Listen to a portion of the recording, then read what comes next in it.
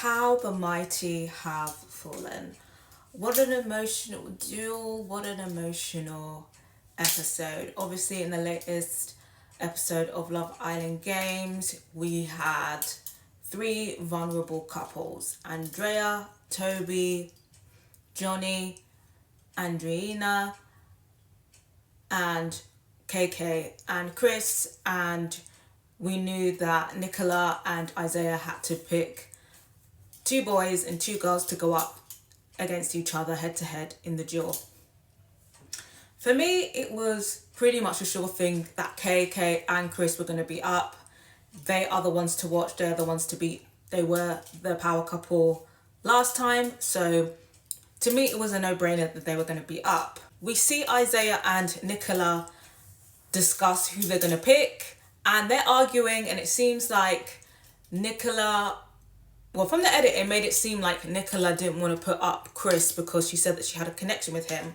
And then Isaiah started to get a bit pissy because I guess, obviously, well, he was having a little thing with Celine, but now he doesn't have a thing with Celine anymore. I guess maybe he was thinking maybe something might happen with Nicola, but it's just a bit cheeky because you weren't checking for Nicola, and now that Nicola's your only option, now you're pissed off that she still wants to explore somebody else. That's what it was given. But like I said, we didn't really see from the edit. By the end of it, it seemed like they were arguing because Nicola didn't want to put Chris and Johnny up together. She thought that it should either be Toby or Johnny, Toby and Chris. And to me, that doesn't make any sense. Why would you pair those together? She didn't say what her reasoning was, but to me, that didn't make sense. Like, that would be quite, that would just be guarantee that Toby is out, and Toby isn't a threat. So for me, that reasoning didn't make sense. But yeah, it went how I suspected it was going to go. It was KK and Andrea, and Chris and Johnny, but it seems like they both didn't exactly agree on who was up.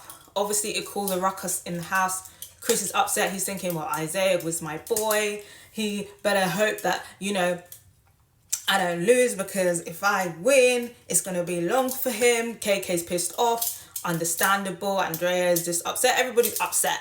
And I get it from both sides. Personally, I think that this was the most strategic play from Nicola and Isaiah, and I completely agree with it, and I would have done it myself. But I can definitely understand why the people who've been put up are feeling a type of way. Personally, I think Chris was like, I would never do this to Isaiah. I don't think it holds the same weight just because Chris is an Adonis out here. Like, he's big, 6'8". Isaiah is, an average height man who's not the most muscliest. So in terms of setting Isaiah up, there's no incentive there. He's not a strong competitor to be set up like Chris is. So I feel like it was a bit of a false equivalence there. I mean, they did squash the beef at the end. He said emotions were running high. But yeah, personally, I think Chris needed to be a bit realistic in terms of the strategy. Nicola's trying to comfort KK, and KK's basically like, save your white tears. I ain't here for it. I'm trying to get my mind right. Totally understand. Like I said, I get why Nicola put her up. I would have put up KK too. But if I was KK and you're putting me in a position where I'm losing 250k, it would be fuck you, bitch. It would be get out my face, bitch. Absolutely. The duel comes. Andrea and KK. Obviously, physically, Andrea has a bit of an advantage there physically. But I still felt like if KK had her strategy right, she could be a contender, right? So the duel comes.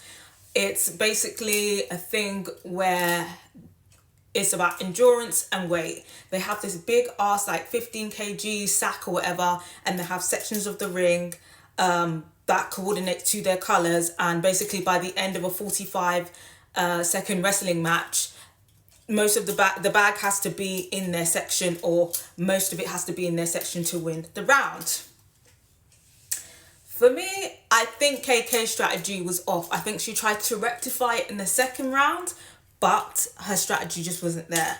I think with this game, the trick maybe would be to try and tire out your competitor in the beginning, and then maybe in the last 20-15 seconds, do a last minute pull, depending on what the weight difference is. If you have a weight advantage, maybe you could go a bit earlier and hold on to the bag.